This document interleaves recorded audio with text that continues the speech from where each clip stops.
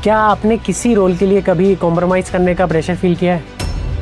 आप theatre artist हो तो कैमरा में आपको काम करने में सपोर्ट मिलता है। कितना सच है? एक अच्छे एक्टर को रोल कम मिल रहा है और जिनके फॉलोअर्स ज़्यादा है उनको ज़्यादा रोल मिल रहा है। जब गधे को भी ज़्यादा अटेंशन मिल जाती है तो वो अपने आप को शेर समझने लगता है। जो आपका फर्स्ट ब्रेक था, आपको कितने ऑडिशंस के बाद वो मिला? कोई और आगे बोलता अरे आप ही इस रोल को डिजर्व करती तो उसे कैसे मिल गया।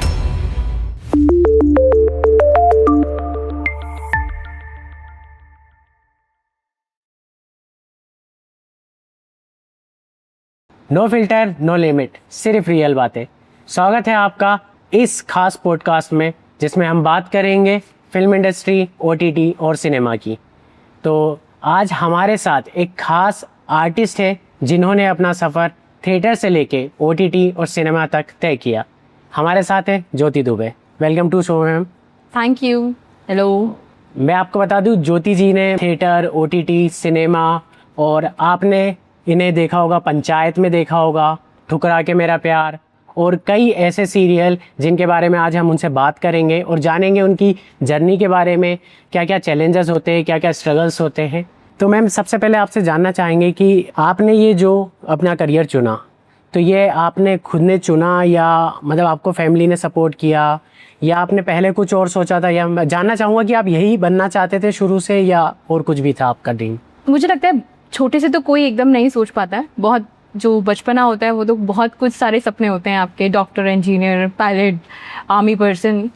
लेकिन जो आपकी डेस्टिनी होती है आखिरकार आप वहाँ पहुँच जाते हैं, आपको रास्ता मिलता जाता है और आप पहुँच जाते हो। तो मैं कॉलेज में थी और मेरे एक फ्रेंड थे जो थिएटर करते थे और अचानक से उन्होंने कहा कि थिएटर करोगी। तो मुझे समझ नहीं आया कि थिएटर है क्या। ऐसे तो मैं स्कूल में परफॉर्मेंस करती थी, स्किट करती थी, लेकिन ये नहीं पता था कि स्टेज पे एक लाइव परफॉर्मेंस होती है, पूरी स्टोरी की, इसकी एक प्रिपरेशन होती है। तो मैं गई और इरफान सौरभ सर मुझे मिले। वहाँ हमारा तात्या टोपे नाटक था। गई तो मैं रानी लक्ष्मीबाई के लिए थी, लेकिन जैसे कि मेरी आवाज़ बहुत पतली थी तो इरफान सर ने मुझसे कहा कि तुम सैनिक बन जाओ। तो मैं एक भाला पकड़ के एक सैनिक का रोल करती थी। तो शुरुआत कुछ इस तरह हुई। जैसे आपने OTT में काम किया, आपने सिनेमा में काम किया, आपने थिएटर में काम किया, तो आपको क्या चैलेंजेस दिखे कि अलग अलग इंडस्ट्रीज़ में क्या क्या चैलेंजेस आते हैं? चैलेंजेस दोनों में हैं। हाँ, आप थिएटर आर्टिस्ट हो तो कैमरा में आपको काम करने में सपोर्ट मिलता है। लोग कहते हैं दोनों अलग अलग मीडियम है। हाँ, मीडियम है पर फॉर्म एक ही है, एक्टिंग। और जब आप थिएटर करते हैं तो आप परफॉर्मेंस की तरफ ध्यान देते हैं, लेकिन सिर्फ आप कैमरा करते हैं, आपका बेस जो है वो क्लियर नहीं है या थिएटर से नहीं है आप, तो बहुत टेक्निकल करते हैं आप, यानी इमोशनल या उस तरीके की परफॉर्मेंस बहुत कम देखने को मिलती है। तो मैं जितना समझती हूँ कि थिएटर एक बहुत अच्छा माध्यम है जिससे आप जब भी कैमरा में एंटर करते हैं तो आप बीइंग अ परफॉर्मर एंटर करते हैं और अच्छा परफॉर्मेंस दे पाते हैं। जैसे कि आपने सभी प्लेटफॉर्म में काम किया है, तो यदि मैं जानना चाहूँगा कि आपका सबसे फेवरेट कौन सा प्लेटफॉर्म है, तो आप क्या कहेंगे? कहते हैं कि जो सबसे पहला काम होता है वो बहुत यादगार होता है। तो खैर मेरी शुरुआत भोपाल से हुई। मैं चूँकि मध्य प्रदेश की राजधानी भोपाल से बिलोंग करती हूँ, मेरे डैड रेलवे से रिटायर्ड हैं, तो यहाँ मैंने थिएटर की शुरुआत की और कैमरा में 2010 में गई मैं। तो पहला जो टेलीप्ले था वो दूरदर्शन के लिए था और 2 से 3 उसका नाम था, टाइटल था, और वो मुझे अभी भी याद है। और उसके बाद मैंने गवर्नमेंट एड्स में एंट्री की। वो मेरे लिए बहुत ऐसे मेमोरेबल पल हैं जिन्हें मैं कभी भूल नहीं सकती हूँ। उसके बाद मुंबई में मेरी सबसे पहली एंट्री हुई, ऑडिशन के थ्रू हुई, जिसमें मुझे लगता है कि हमारे भोपाल शहर से तकरीबन 500 से 600 लोगों ने ऑडिशन दिया था और लाल विजय शहदेव उसके प्रोड्यूसर थे, डायरेक्टर थे। और मुझे वहाँ से मुंबई के लिए कॉल आया। ये शादी है या सौदा सीरियल था वो मेरे लिए एक बहुत बड़ी अचीवमेंट थी मेरे लाइफ की। आफ्टर 2.5 years मुझे एक ब्रेक मिला और उस सीरियल की रेटिंग 4.2 थी 2014 में। मतलब 50 एपिसोड का वो सीरियल था, लेकिन वो 260 पड़ गया because of rating and TRP। तो मेरे लिए वो बहुत बड़ा अचीवमेंट है। तो उसके बाद तो खैर आप मेहनत करते हैं, आपको मौके मिलते हैं और हर दिन एक नया मौका होता है, एक अचीवमेंट होता है। तो जो आपका फर्स्ट ब्रेक था, तो आपको कितने ऑडिशंस के बाद वो मिला?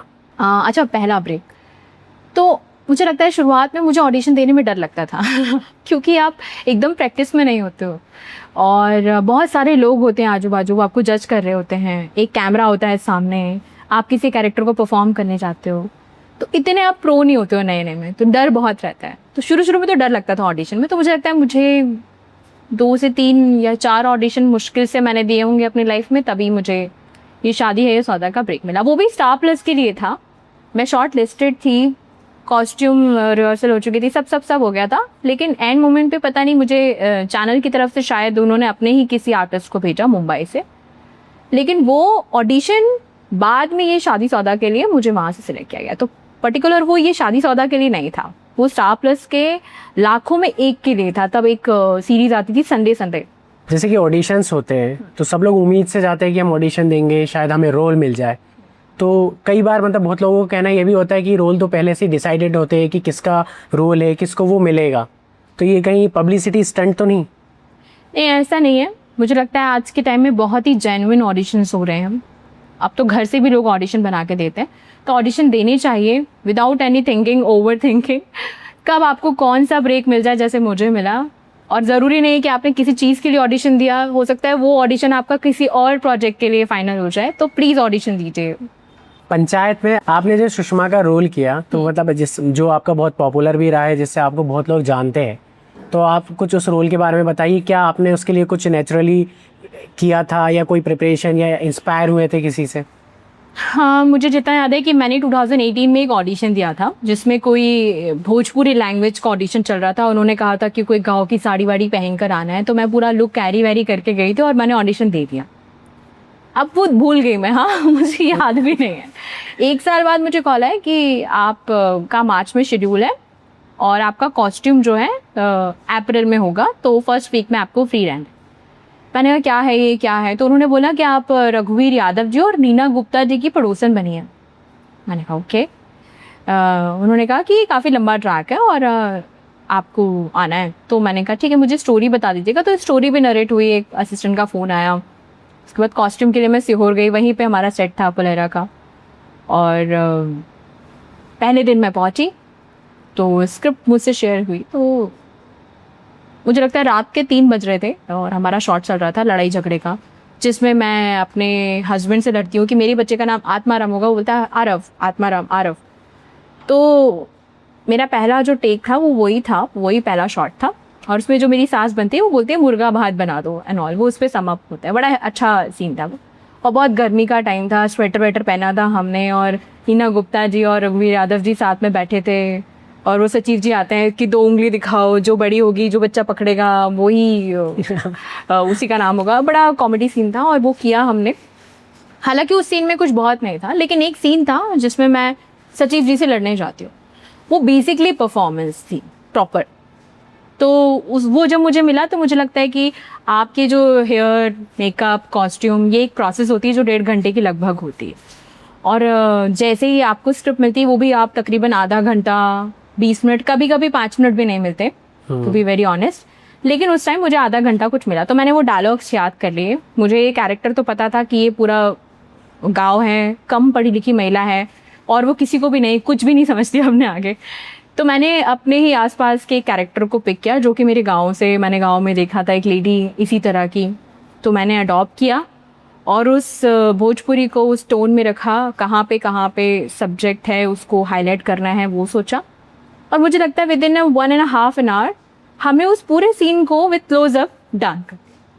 सेट पे पूरी ज़ोर से तालियां बज रही थी। लाइन प्रोड्यूसर जैद थे, उन्होंने भी तालियां बजाई, दीपक मिश्रा सर, और पूरी यूनिट बहुत खुश थी। तो मुझे लगा यस, कुछ तो मैंने अच्छा किया है। और अभी कुछ दिन पहले ही, मुझे लगता है कि तकरीबन 10-12 दिन पहले, एक मोहित नाम के उसमें असिस्टेंट डायरेक्टर थे, वो शॉर्ट फिल्म बना रहे हैं। उन्होंने मुझे ये बात बताई कि ये जो सीन है ये हमने 6 घंटे का प्लान किया था और वो 1.5 आवर में हो गया। तो बेसिकली ऐसी प्रिपरेशन थी और इस तरह से वो किया गया। तो आपका जो रघुवीर यादव जी है और नीना गुप्ता जी के साथ कोई अच्छा एक्सपीरियंस या कोई बेस्ट मोमेंट आपका पंचायत का, या आपको उनसे क्या सीखने को मिला? देखिए, वो लोग बहुत बड़े आर्टिस्ट हैं, मुझे लगता है उनसे सभी को सीखना चाहिए। नीना गुप्ता जी अपने रोल पे बहुत फोकस रहती हैं जब वो रहती हैं, और सहज भी रहती है, अपने को एक्टर्स के साथ सपोर्ट करती हैं। रघुवीर यादव जी तो मतलब मुझे लगता है रघुवीर यादव जी जैसे भी बात करते हैं वो ऑफ कैमरा भी कॉमेडी ही रहते हैं। तो ये सीन जो मैं आपको बता रही हूँ, सिनेरियो जिसमें मैं सचिव जी से लड़ाई करने जाती हूँ, उस सीन के बाहर रघुवीर यादव जी अपने सभा के साथ बैठे हुए थे और मैं वहाँ पहुँची, थोड़ी नर्वस थी क्योंकि जूनियर हूँ। तो उन्होंने उस बीच में भी मुझे कोई कॉमेडी कहानी सुनाई और मुझे हंसी आ रही थी कि मतलब उन्होंने बताया, मैंने कहा सब लोग क्या क्या रोल कर रहे हैं तो रिवील नहीं करना होता है, जैसे हम स्टोरी पूरी रिवील नहीं करते हैं एक दूसरे को। खास तौर पे जो प्राइमरी कैरेक्टर्स होते हैं वो उनको पता होती है स्टोरी, लेकिन पब्लिकली वो जब तक रिलीज नहीं होती तब तक वो स्टोरी रिवील नहीं कर सकते। तो मैंने पूछा ये कौन कैरेक्टर कर रहे हैं, तो उन्होंने बताया कि एक को एक्टर वो बैल बने हैं। मैंने पंचायत पूरी देखी, वो कहीं बैल नहीं बने हुए थे। मैंने रियलाइज कि ये बहुत अच्छा मजाक किया मेरे साथ। मैंने कहा ठीक है, तो वो ऑफ कैमरा भी कॉमेडी क्रिएट करते हैं। अच्छा, एक जो एक्टर होता है और जो स्टार होता है, इन दोनों में डिफरेंस क्या है? स्टार और एक्टर, बहुत अच्छा क्वेश्चन है तरुण सर। मुझे लगता है जो स्टार होता है ना वो मोर ऑफ अपने लुक, अपने जो हेयर स्टाइल, अपने कॉस्ट्यूम पे ध्यान देता है मोर ऑफ। लेकिन जो एक एक्टर होता है ना वो अपनी परफॉर्मेंस पे ध्यान देता है। उसे ये पता है, उसको ये नहीं लगता कि मेरा मुंह रोने में ऐसा बन रहा है या मैं रोऊंगा तो मेरे आंसू यहाँ आएंगे तो वो मैं बुरा लगेगा, वो ये कुछ भी नहीं सोचता। उसको लग रहा होता है कि हाँ मैं धूल खा के मिट्टी में गिर जाऊंगा, ठीक है मेरा कैरेक्टर दिखना चाहिए। लेकिन एक्टर वो कॉन्शियस होगा कि मेरा मुंह रोने में भी इतना ही खुलना चाहिए या मेरा आंसू इधर नहीं आना चाहिए, इधर पे ही साफ हो जाना चाहिए। तो ये है डिफरेंस। एक बहुत कॉन्शियस होता है वो अपने लुक को लेके। अब बहुत कॉन्शियस अपने डायलॉग्स को लेकर भी, अपनी चीज़ों को लेकर भी। लेकिन एक एक्टर अपने कैरेक्टर को फुल फ्लेजेड जीता है, उसको मौका मिलेगा तो मुझे लगता है कि वो ये भी नहीं सोचेगा कि अच्छा चलो ये गोबर का सीन है, आई कैन मैनेज, ये मिट्टी यहाँ गिरना है, ओके, ऐसा है। आजकल देखा जा रहा है जैसे कि कोई रोल होता है तो जिसके मतलब बहुत सारे एक्टर्स हैं ना आजकल रील बनाते हैं कि मेरे फॉलोअर्स कम है, तुझे एक्टर बनना है तो फॉलोअर्स ज़्यादा होना चाहिए। तो ये कितना सच है कि मतलब एक अच्छे एक्टर को रोल कम मिल रहा है और जिनके फॉलोअर्स ज़्यादा है उनको ज़्यादा रोल मिल रहा है? ये तो खैर बिटर ट्रूथ है आज के टाइम का, स्पेशली क्योंकि पहले एक्टर को बनाया जाता था, एक्टर अपनी परफॉर्मेंस से लोगों का दिल जीतता था और उसका अपना एक मार्केट क्रिएट होता था, लोग उसे फॉलो करते थे। आज के टाइम में मैं ये नहीं कहती सोशल प्लेटफॉर्म ख़राब है, यहाँ ख़राब लोग रहते हैं, बिल्कुल यहाँ बहुत अच्छे कंटेंट क्रिएटर भी हैं, बहुत अच्छी रील्स बनाते हैं लोग, नॉलेजेबल होती है, क्रिएटिव होती है। लेकिन कुछ लोग जो है वो कुछ अलग तरीके की रील, मतलब मैं अगर उसे बोलूँ तो वो बिल्कुल आउट ऑफ द ब्लू है वो, और वो उसे बनाकर फेमस हो जाते हैं और ऑल ऑफ द सडन वो एल्गोरिदम में आके वो फेमस हो जाते हैं और उनके फॉलोअर्स बढ़ जाते हैं और उन्हें अचानक से कोई एक ऐसा रोल मिल जाता है कि लोग सोचते हैं कि वाह, मतलब देखो इंस्टाग्राम से उठ के वो फिल्मों में आ गए। तो मुझे लगता है कि कहीं ना कहीं जो एक्टर हैं, जो क्राफ्ट पे काम करते हैं, जिन्होंने अपने जीवन में dialogue delivery, body language, expression और सारी चीज़ें छोड़कर सिर्फ एक्टिंग पे ध्यान दिया, उनके लिए तो ये बहुत, उनके साथ तो नाइंसाफ़ी। मतलब मैं अगर वो जो कौन है वो डॉली चाय वाला, उनके ऊपर ऑटोबायोग्राफी बन रही है। खैर चाय वाला ने हाँ एक सक्सेस स्टोरी हो सकती है, पर उसका जो भी वो एक पर्सनालिटी होनी चाहिए ना जिस पे ऑटोबायोग्राफी बने। बिल्कुल। अब वो इस तरीके की चीज़ों को इतना हाईलाइट करना बिकॉज ऑफ की ऑडियंस देख रही है, और मुझे लगता है ऑडियंस को भी बहुत सिलेक्टिव होना चाहिए कि भाई मैं क्या किसको प्रमोट कर रहा हूँ। कोई भी एक ऐसे इंसान को आप प्रमोट कर दें, मतलब कहते हैं ना कि आप जब गधे को भी ज़्यादा अटेंशन मिल जाती है तो वो अपने आप को शेर समझने लगता है। तो मुझे लगता है ऑडियंस को भी सोचना चाहिए कि हम किसे इम्पोर्टेंस दे रहे हैं, किसे फॉलो कर रहे हैं, क्या कंटेंट हम देख रहे हैं और उसका मैसेज क्या कन्वे हो रहा है। और ऐसा भी तो है कि जैसे सोशल मीडिया अभी ज़्यादा प्रभाव है सोशल मीडिया का, तो हम ये बात कर रहे हैं कि पहले भी तो ये था कि कहते थे कि जिनके ज़्यादा कनेक्शन होते हैं उनको ज़्यादा रोल मिलते हैं, बल्कि टैलेंटेड को मिलना चाहिए। तो जैसे कि आप मुंबई जाते हैं तो आपने नेपोटिज्म भी देखा ही होगा, तो आपका उस बारे में क्या कहना है? देखिए मुझे लगता है कि आज मैं ही अपनी बात करूं या आपकी ही बात करूं तो आप जिन्हें जानते होंगे उन पे ज़्यादा ट्रस्ट कर पाएंगे, लेकिन जिन्हें नहीं जानते हैं आप उन पर ट्रस्ट नहीं कर पाएंगे। तो सेम ऐसा होता ही है जब किसी का बहुत बड़ा प्रोडक्शन होता है, करोड़ों रुपए लग रहे होते हैं, तो वो किसी को जानते हैं तो वो उसे प्लेटफॉर्म देते हैं, नेपोटिज्म। और बट ऑफ कोर्स कोई सेलिब्रिटी है, उनके बच्चे एक्टिंग करना चाहते हैं तो वो उन्हें प्रमोट करेंगे, ये तो जेन्युइन बात है, ठीक है। लेकिन ऐसा नहीं है कि रियल टैलेंट को प्लेटफॉर्म नहीं मिलता। OTT के ज़माने में तो मुझे लगता है कि जितने भी थिएटर आर्टिस्ट हैं जितने भी शहर के देश के कोने कोने से आर्टिस्ट हैं, सबको स्टेज मिल रहा है, सबको मौका मिल रहा है। तो कोई ऐसी चीज़ नहीं है कि नेपोटिज्म उनको अफेक्ट कर रहा है। हाँ, बट ये बोलूँ कि बड़े प्लेटफॉर्म के लिए आपको थोड़ी लंबी दौड़ लगानी होगी, थोड़ा ज़्यादा करेज दिखाना होगा, थोड़ा ज़्यादा आपको वर्कआउट करना पड़ेगा, रीचेबल होना पड़ेगा। आपकी स्ट्रैटेजी होनी चाहिए कि आप लोगों तक पहुंच सकें। चाहे कोई भी कास्टिंग, बड़े से बड़े कास्टिंग डायरेक्टर की बात करूं, मैं मुकेश छाबड़ा जी की बात करूं, उन्होंने मुझे कास्ट किया था महारानी में विदाउट ऑडिशन। Oh nice. इसके बाद उन्होंने ग्रहण में भी उनके यहाँ से मुझे जो कॉल आया था वो भी विदाउट ऑडिशन ही था। तो आप अपनी परफॉर्मेंस से कितना ट्रस्ट क्रिएट करते हैं, उसके बाद आप वैसे ही पूछे जाते हैं, बार बार पूछे जाते हैं। आपने महारानी में भी काम किया, तो आपने हुमा कुरैशी के साथ काम किया, तो आपका क्या एक्सपीरियंस रहा उनके साथ? मैं दरअसल सेट पे क्या होता है कि जब आप आते हैं अपनी वैनिटी से उतर के, आपके पास पूरा बहुत प्रेशर होता है, परफॉर्मेंस का प्रेशर होता है, स्क्रिप्ट होती है हाथ में, सीन क्रिएट हो रहा होता है, कैमरा सेटअप हो रहे होते हैं, लाइट सेटअप हो रही होती है और आप उस समय अपनी प्रैक्टिस में लगे होते हो। तो इतना दिमाग तो मुझे लगता है कोई भी एक्टर के पास बहुत इतना टाइम नहीं बचता है सेट पे कि वो इंटरेक्ट करे। लेकिन हाँ, एक सीन था जो कि मुंबई में शूट हो रहा था, थाने का सीन था। तो मैंने हुमा कुरैशी जी को देखा, वो आई और वो बैठी हुई थी, अपने रोल पे फोकस थी।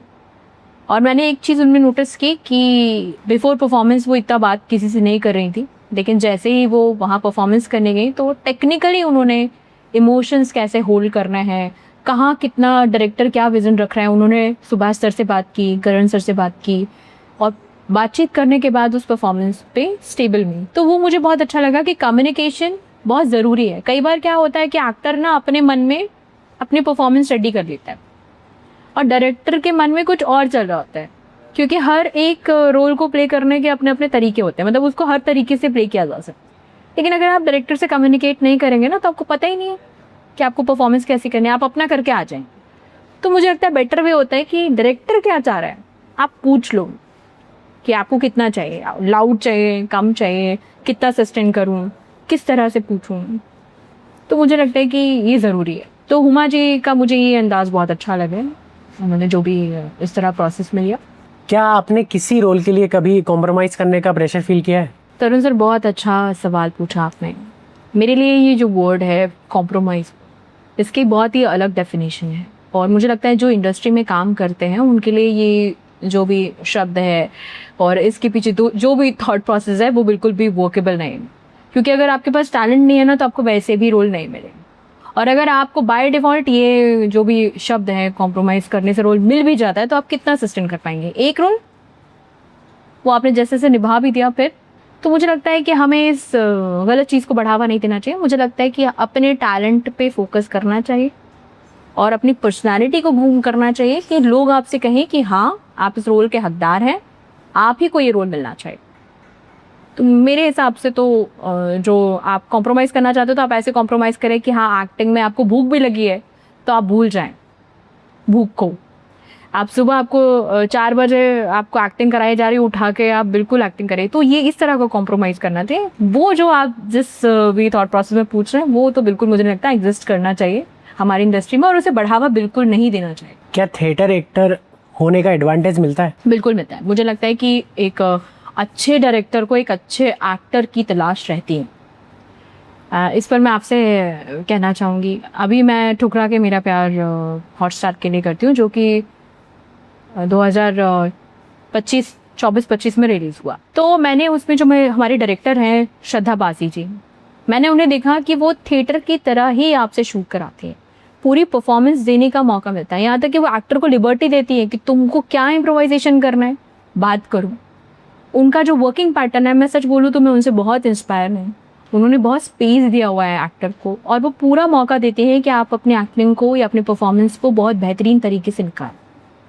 तो थिएटर मुझे लगता है आपकी एक्टिंग को 10 टाइम्स बूस्ट कर देता है। थिएटर अपनी जगह है, थिएटर एक अलग माध्यम है, थिएटर की भी अपनी एक ऑडियंस है। मैं थिएटर भी करती हूँ, तो जैसे अभी मैंने भारत भवन में सैनानी प्ले किया था, मैंने वहाँ देखा कि पूरा हाउसफुल था। मुझे बाद में मैसेजेस आए कि हम लोगों को वापस जाना पड़ा क्योंकि नो एंट्री बोर्ड लग गया था, 50 लोग वापस गए।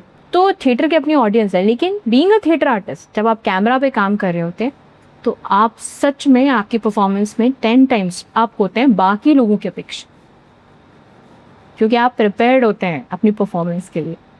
आपको रहता है कि हाँ, मैं इस लाइन को कितने ग्राफ से उठा सकता हूँ, कितना वेरिएशन दे सकता हूँ, कितनी ज़ोर से बोल सकता हूँ, कितनी एनर्जी ला सकता हूँ, बॉडी लैंग्वेज क्या होनी चाहिए, सारी चीज़ों से तैयार रहते हैं आप योद्धा की तरह। थिएटर और कैमरा जो दोनों की एक्टिंग है, उसमें आप मेन डिफरेंस क्या क्या बताना चाहेंगे? मतलब क्या मेन डिफरेंस लगता है आपको थिएटर और कैमरा एक्टिंग में? ऐसे ना लोग बड़ा डिफरेंस बताते हैं कि भाई थिएटर आर्टिस्ट है, वो कैमरा आर्टिस्ट है वो सीरियल आर्टिस्ट है, वो फिल्म आर्टिस्ट है, ये वो एंकर है। इतने कुछ ऐसा कोई नहीं होता है। एक आर्टिस्ट सब कुछ कर सकता है। वो थिएटर में भी परफॉर्मेंस कर सकता है, वो कैमरा में भी परफॉर्मेंस कर सकता है, वो एंकर भी हो सकता है, वो न्यूज़ रीडर भी हो सकता है, वो कुछ भी हो सकता है। तो प्लीज़ आप उसको बांधिए मत कि एक एक्टर सिर्फ यही कैमरा ही कर सकता है या वो थिएटर ही कर सकता है। हाँ, ये मीडियम अलग अलग है, तो हर जगह बात करने का अपना तरीका होता है। तो जैसे अब थिएटर है, तो थिएटर में आपके आजू बाजू 300, 400, 500, 1000, 5000 ऑडियंस रहती है। आपको उनके हिसाब से थ्रो रखना पड़ता है, वॉइस थ्रो रखना पड़ता है, ज़्यादा लाउड लैंग्वेज इस्तेमाल करनी पड़ती है, क्योंकि आप बहुत छोटे से दिख रहे होते हैं, इतने सारे लोग देख रहे हो। वहीं कैमरा में आपका जो फ्रेम है वो छोटा सा फ्रेम होता है, वहाँ इतना लाउड एक्सप्रेशन या बहुत लाउड एक्सप्रेशन, बॉडी लैंग्वेज बिल्कुल वर्क नहीं करेगी। तो थोड़ा सा चेंज हो जाता है। एंड हर चीज़ में वेरिएशन है, थोड़ी थोड़ी ट्रिक्स हैं, कोई बहुत बड़ा वो नहीं है कि आपको बहुत चैलेंज आ जाएगा। थोड़ी थोड़ी ट्रिक्स हैं, आप दिमाग में बिठाएं तो आप थिएटर में भी बेस्ट करेंगे, कैमरा में भी अच्छा करेंगे, जो भी फील्ड में जाएंगे आप बहुत बेस्ट करेंगे। और थिएटर ना, मतलब मैं इसको अपनी तरफ से कहना चाहूँगी कि थिएटर एक ऐसा माध्यम है जहाँ आपकी पर्सनैलिटी ग्रो हो जाती है, बहुत बेहतरीन तरीके से ग्रो हो जाती है। आप बात करना सीख जाते हैं, आप एक्सप्रेशन देना सीख जाते हैं, यहाँ तक कि जो सामने वाला बात कर रहा है उस बात के बीच में भी कोई बात है तो वो भी आप समझ जाते हैं। बॉडी लैंग्वेज आ जाती है, प्रेजेंटेशन बहुत अच्छा होता है, मतलब सब कुछ बहुत फाइन हो जाता है। इंडस्ट्री में आपको क्या लगता है कि लक ज़्यादा बेटर है, टैलेंट से ज़्यादा लक ज़्यादा इम्पोर्टेंट है क्या? मुझे लगता है कि लक लोग मानते हैं, पर मेहनत सबसे ज़्यादा वर्क करती है आपके। अगर आप लगातार मेहनत कर रहे हो, आपकी स्ट्रैटेजी क्लियर है, तो आपको मौका मिलेगा और अच्छी जगह मौका मिलेगा। कहते हैं ना, अब जैसे मैं बात करूं कि छोटे शहरों में कोका कोला नहीं पहुंच पाता, तो वहाँ के लोग नहीं जानते हैं कि कोका कोला है क्या या पार्ले जी क्या है। वो शहर आते तो उनके लिए कोक बड़ी चीज़ हो जाती है, अरे यहाँ ये मिलता है। तो आपका रीचेबल होना बहुत इम्पोर्टेंट। अगर आप गाँव में हैं तो आप वहाँ अप्रोच कीजिए जहाँ आपके टैलेंट की कदर हो। आप गलत जगह मत अपना टाइम वेस्ट कीजिए, ये इम्पोर्टेंट है। लोग क्या करते हैं कि कहीं भी थिएटर कर रहे हैं, वो पहुंच ही नहीं पा रहे हैं जहाँ उन्हें ब्रेक चाहिए, और वो फिर टेंशन में आ गए, यार मुझे ब्रेक क्यों नहीं मिल रहा, मैं तो इतना मेहनत कर रहा हूँ। तो आपको पहुंचना पड़ेगा खुद से, आपको ये करेज और ये एफर्ट दिखाना पड़ेगा कि जहाँ आपकी ज़रूरत है वहाँ आप पहुँच जाएँ। आप बता तो दें कि आप कौन हैं और क्या करते हैं, फिर ऊपर वाले पे छोड़ दीजिए। बिल्कुल। हमारा जैसे ये जो शो है, बहुत सी ऑडियंस देख रही है, उसमें से बहुत से बिगनर्स होंगे, इंस्पायरिंग एक्टर्स होंगे, तो वो यदि स्टार्ट करना चाहते हैं या अपनी लाइफ में सक्सेस पाना चाहते हैं, या तो आप उनको क्या राय देंगे? पिछले बदलते 10 सालों में टेक्नोलॉजी बहुत तेज़ी से चेंज हुई है। OTT बहुत वास्ट हो गया है, आपके पास मल्टीपल प्लेटफॉर्म्स हैं, तो आपको अपॉर्चुनिटी की कमी नहीं है। आप अपने टैलेंट को निखारिए और जहाँ मौका मिले अच्छे परफॉर्मर बन जाइए। और आप कभी भी निराश मत होइए, क्योंकि लाइफ में ना ऐसे ग्राफ्स बनते रहते हैं। तो एक मोमेंट आता है कि अरे हम बहुत टेंशन में आ जाते हैं, अरे आर्टिस्ट और ये, और आपको सोसाइटी बहुत डिमोरलाइज करती है, अरे क्या क्यों कर रहे हो ये क्या। नहीं, मुझे लगता है हर फील्ड में अपॉर्चुनिटीज़ हैं। आपको सही तरीके से प्रेजेंटेशन देना आना चाहिए, आपका जो टैलेंट है वो आपको अच्छे तरीके से शोकेस करना आना चाहिए, तो आपको अपॉर्चुनिटी मिलेगी। आपने सोसाइटी वर्ड लिया तो मुझे याद आया, तो जैसे कि आपने आपकी ये जो जर्नी है, तो इसमें आपकी सोसाइटी, आपकी फैमिली और आपके फ्रेंड्स का सपोर्ट कैसा रहा, और आपको क्या चैलेंजेस दिखे? मुझे लगता है कि कोई भी एक इंसान जो थोड़ा अलग लीग हटकर कुछ करना चाहता है, और जिस समय 2007 में मैं बात करूं, बहुत छोटी ही थी मैं, तो जो पेरेंट्स थे वो बहुत इनसिक्योर थे, और सोसाइटी तो मुझे लगता है कि किसी को भी नहीं बख्शती है। आप अच्छा ही कर रहे हो तो भी आप खराब हैं, और आप बुरा कर रहे हो तो भी आप बुरे ही हैं, तो किसी में खुश नहीं रहती। मतलब मैं जितना समझती हूँ, वो तब खुश होती है जब आप कहीं पहुँच जाते हैं। तो वो एक प्रोसेस है कि आपको शुरू में तो लोगों की उलाहना सुनने को मिलेगी, कई बार आपको गलत ठहरा दिया जाएगा, आपको पूरी तरह बोला जाएगा आप गलत कर रहे हैं, आप सही नहीं कर रहे हैं। कई बार आपको ये भी बोला जाएगा अच्छा करने के बावजूद भी आपको कोई अप्रिशिएशन नहीं मिलेगा। आपकी फैमिली आपको बोल देगी कि हाँ हमें पसंद नहीं है, लेकिन आप अपना काम कीजिए, आप अपने ऊपर विश्वास रखिए, अपने टैलेंट को सही जगह दिखाइए, अपने आप को एक्सप्लोर कीजिए, आप क्या क्या कर सकते हैं, आप में है काबिलियत, अपनी काबिलियत को पहचानो, विश्वास काबिलियत दोनों को लेकर आगे बढ़िए। मुझे लगता है एक टाइम ऐसा आएगा जब वही सोसाइटी आपके पेरेंट्स से आके कहेगी वाह आपकी बेटी या बेटे ने बहुत अच्छा काम किया, हमें बड़ा पसंद आया। रिकॉग्नाइज मिलने के बाद प्रेशर बढ़ता है या कॉन्फिडेंस? दोनों ही बढ़ते हैं जो कॉन्फिडेंस है वो तो खैर बढ़ जाता है, आप खुश भी होते हैं कि हाँ आप अच्छा कर रहे हैं, लोग आपको पसंद कर रहे हैं, लोग आपको पहचान रहे हैं, आप मार्केट में भी जा रहे हैं तो लोग आपको पहचान रहे हैं। लेकिन जो प्रेशर है वो भी बढ़ जाता है क्योंकि आप धीरे धीरे अपग्रेड हो रहे हैं, तो लोगों की उम्मीद आपसे बढ़ जाती है कि आप एक बहुत अच्छे आर्टिस्ट हैं। अब आप खराब नहीं कर सकते हैं, आपकी तबीयत खराब है, आप रात को सोए नहीं हैं, दूसरा शिफ्ट करा तीसरा शिफ्ट करा, लेकिन आप पे प्रेशर रहता है कि आपको बेस्ट करना है कैसे भी करके। और भी जैसे कि आप अपनी तरफ से बताना चाहेंगे कि आपकी जर्नी में एज अ फीमेल आपको क्या क्या स्ट्रगल्स देखने को मिले? हाँ बहुत स्ट्रगल्स होते हैं जब आप थोड़ा सा फैमिली से अलग हट के अपनी फील्ड को चुनते हैं, क्योंकि बहुत सिंपल सिनेरियो होता है कि बच्चे पढ़ेंगे जॉब करेंगे। मेरी जॉब भी लगी थी, कैंपस सिलेक्शन हुआ था मेरा, मैं एमबीए हूँ, और वो आप हटा के अपने करियर पे फोकस कर रहे हैं कि नहीं मुझे एक्टिंग करनी है, तो थोड़ा पेरेंट्स नाराज़ होते हैं आपसे। लेकिन एंड ऑफ द टाइम आपको सपोर्ट भी करते हैं, ऐसा नहीं है, आपको सपोर्ट करते हैं। मैं 3 बजे रात में उठ के मेरे को शॉट देने जाना है, अगर मान लीजिए मेरा कॉल टाइम है 4 बजे का, तो मैं 3 बजे घर से निकल रही हूँ, तो आपको सपोर्ट भी मिलता है कि सुबह आपकी मम्मी उठ जाती है, आपको बोलती है बेटा चाय पी के एटलीस्ट चाय पी के जाओ या नाश्ता करके जाओ, जो भी उनका अपना एफर्ट है, तो वो कहीं ना कहीं सपोर्ट ही हुआ आपका। उनका बीच में फ़ोन आ जाता है खाना खाया तुमने, तो ये सपोर्ट है। बहुत से लोग कहते हैं कि इंडस्ट्री में सब लोग फेक है, यहाँ आपका कोई दोस्त नहीं होता, कोई आपका दुश्मन नहीं होता, जो कुछ करना है आपको करना है। तो इस स्टेटमेंट पे आप क्या कहना चाहेंगे? ये स्टेटमेंट जिसने भी दिया है बहुत ही प्रैक्टिकली दिया है कि भाई आप लोगों से उम्मीद मत करो, लोगों पे बहुत इमोशनली ऐसे विश्वास मत करो कि हाँ ये मेरी नैया पार लगा देगा। बिल्कुल सही कहा है। मुझे लगता है आपको अपने ऊपर ही कॉन्फिडेंस रखना चाहिए और अपने टैलेंट पे भरोसा रखना चाहिए और आपको काम मिलेगा। मैं कहती हूँ अगर आप सच्चे हैं, अपने काम में प्योरिटी रखते हैं, डिवोशन रखते हैं, अपने ऊपर काम कर रहे हैं लगातार, तो आपको काम मिलेगा, दुनिया आपको पहचानेगी फॉर श्योर। कभी आपकी पूरी जर्नी में कोई ऐसा डाउनफॉल आया या कहीं ऐसा ब्रेक हुआ आपके साथ कि यार मेरे साथ क्यों ऐसा हुआ? ऐसा होता है, कई बार आपके साथ ऐसा होता है। मुझे लगता है लाइफ में चैलेंजेस से आते रहते हैं। कई बार आपको लगता है कि आप बहुत अच्छा काम कर रहे होते हैं, पर खुद को ही आप कंपेयर कर चुके होते हैं लोगों से, जबकि आपकी जर्नी बहुत अलग है। अगर आप किसी से कंपेयर कर रहे हैं तो आप खुद अपने साथ नाइंसाफ़ी कर रहे हैं जी, क्योंकि ना वो आपके जैसा बन सकता है ना आप सामने वाले के जैसे बन सकते हैं। तो मुझे लगता है कंपैरिजन हटा के या अपने आप को डिमोरलाइज करना बंद कर दें कि मेरे साथ ही ऐसा क्यों हुआ। आपके साथ जो हो रहा है, यूनिवर्स आपके साथ बहुत अच्छा कर रहा है, कहीं पहुंचाने के लिए कर रहा है।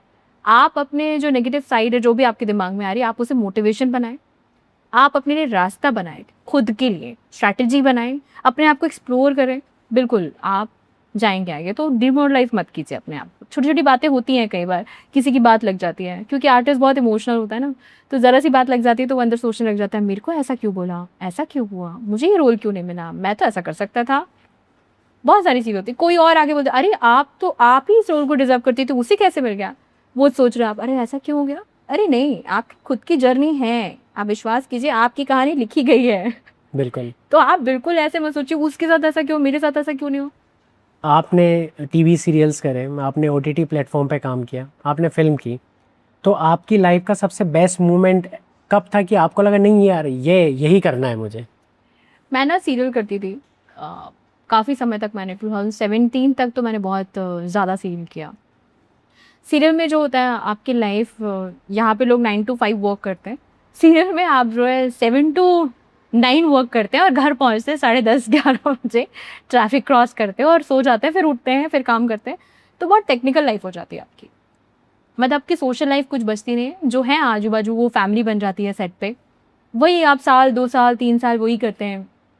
तो मुझे लगता है कि आप बहुत सारी चीज़ें एक्सप्लोर उस कैरेक्टर के अलावा कुछ और एक्सप्लोर नहीं कर पाते। तो जब मैंने ओटीटी करना शुरू किया, ओटीटी के बाद जब मैंने थिएटर किया वापस से, तो मुझे लगा कि एग्जैक्टली मैं यही चाहती थी। कि मैं अपनी परफॉर्मेंस में वेरिएशन लेकर आऊँ, मैं अलग अलग तरीके के रोल करूँ, चैलेंजिंग रोल करूँ, मैं ये चाहती थी, तो मुझे वो मिल रहा है, थैंक गॉड।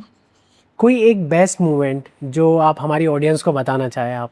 ऐसे तो बहुत सारे बेस्ट मोमेंट हैं क्योंकि बहुत समय हो गया। कोई एक।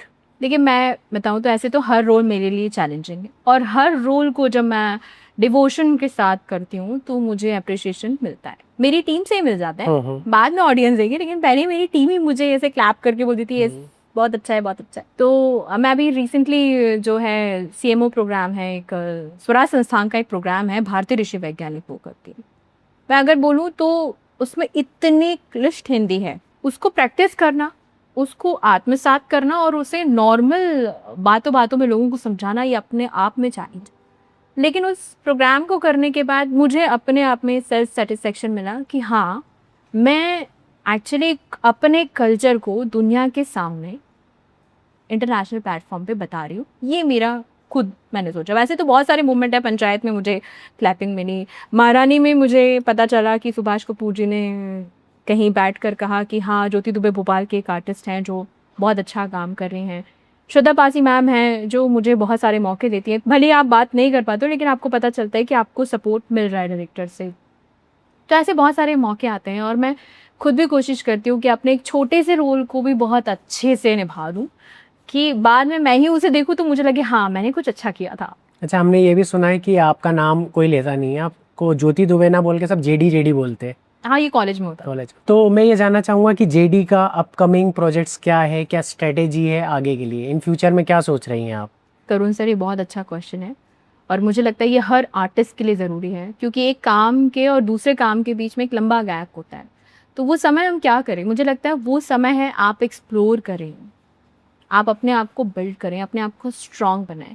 तो मैं हर साल या अपनी लाइफ में कुछ ना कुछ ऐड ऑन करने की कोशिश करती हूँ, या तो मैं लिखती हूँ, या मैं थिएटर करती हूँ इन बिटवीन, या मैं जो है डायरेक्शन करती हूँ कुछ कंपनियों से टाई अप करके, और उस बीच में अपने आप को प्रिपेयर करती हूँ कि अगला जो भी प्रोजेक्ट मेरा आएगा मैं उसमें बेहतर परफॉर्मेंस दे सकूँ। तो इस तरह मैं अपने पर्सनालिटी में, अपने करियर में ऐड ऑन करती रहती हूँ। तो मुझे लगता है हर आर्टिस्ट को ऐसा ही कुछ सोचना चाहिए और करना चाहिए, ताकि वो दिन पे दिन और स्ट्रॉन्ग हो जाए और पर्सनालिटीज़ में बहुत सारी चीज़ें वेरीफाई हो जाए, मतलब वेरिएशन आ जाए। जैसे कि आपने सभी प्लेटफॉर्म पे काम किया है, तो आपको क्या लगता है कि एक फीमेल एक्ट्रेस को एक मेल एक्टर से कम पे किया जाता है? ऐसा कुछ नहीं है, मुझे लगता है कि सब कुछ आपके टैलेंट पे है, सब कुछ आपकी डिमांड पे है। अगर डायरेक्टर को आप ही पसंद हैं उस रोल के लिए और उनको चाहिए कि यही कैरेक्टर आना चाहिए, तो आप जो भी आपका मेहनत आना है, जो भी आप डिसाइड करते हैं, वो आपको वही पैसे मिलेंगे। ऐसा नहीं कहा जाएगा कि हाँ, नेगोशिएट करते हैं लोग, क्योंकि मुझे लगता है कि इस तरह ही इंडस्ट्री में काम होता है। शुरुआत ऐसी होती है कि बजट नहीं है, लेकिन अगर आप डिज़र्विंग हैं और डायरेक्टर को आप ही उस रोल में चाहिए, तो कोई कंपैरिजन नहीं होता कि बॉय गर्ल, मेल फीमेल, आपको आपका मेहनत आना मिलेगा जैसा आप चाहते हैं। और एक चीज़ और, जो कि जितने भी प्लेटफॉर्म्स हैं जिस पे जो काम चल रहा है फ़िलहाल, जो हमेशा से चल रहा है, या कुछ चेंजेस भी हो रहे होंगे टाइम टू टाइम, बट आप चाहते हो कि कोई एक चेंजेस हो? मुझे लगता है वैसे भी हर 3 साल में, हर 2 साल में बहुत सारे चेंजेस हो रहे हैं, अच्छे चेंजेस आ रहे हैं, पॉजिटिव चेंजेस हैं, लोगों को प्लेटफॉर्म मिल रहे हैं, नए नए लोग इंडस्ट्री से जुड़ रहे हैं, नए नए टैलेंट देखने का मौका मिल रहा है हमें OTT के थ्रू। तो सब कुछ बहुत अच्छा चल रहा है और धीरे धीरे ऐसे ही एक्सप्लोर होगा, अपने आप ही वो रिवाइव होता रहेगा। तो इसमें मैं ऐसे कुछ नहीं बोलूँगी कि, वैसे तो बहुत सारे ऐसी चीज़ें हैं जो एक्सप्लोर की जा सकती हैं और वो हो रही हैं। हर इंसान कोशिश कर रहे हैं, जो कि काम कर रहा है, कि क्या नया कर सकते हैं, क्या बेहतर, क्योंकि क्रिएटिव फील्ड है ना, तो उसका कोई था नहीं है, सागर जैसा है सब कुछ। जो भी ऑडियंस है जो हमारा पॉडकास्ट देख रहे हैं, जो बिगनर्स हैं, जो इंस्पायरिंग एक्टर है, एक्ट्रेस है, तो उन्होंने आज जो भी बात यहाँ पे सुनी है, तो जैसे कि ज्योति जी ने बताया कि आपको मेहनती रहना है, काम करते रहना है और लक और टैलेंट के बीच में कंफ्यूज नहीं होना है। अब आप काम करते रहेंगे, आपको ज़रूर अच्छा ब्रेक मिलेगा, आपको ज़रूर काम मिलेगा। तो आप काम करते रहिए। हम ऐसे ही और भी पॉडकास्ट में आपके साथ बातें करेंगे, और भी गेस्ट आएंगे और अगले पॉडकास्ट में मिलेंगे। फ़िलहाल ज्योति जी बहुत बहुत धन्यवाद हमारे शो में आने के लिए और हमारी ऑडियंस को इतनी इन्फॉर्मेशन प्रोवाइड करने के खैर लिए। ये तो खैर बहुत ही फॉर्मल आंसर था, लेकिन थैंक यू तरुण सर मुझे यहाँ बुलाने के लिए और मेरे जैसे और पर्सनालिटीज़ को ऑडियंस के सामने एक्सपोज करने के लिए। Thank you so much. Thank you. Thank you so much.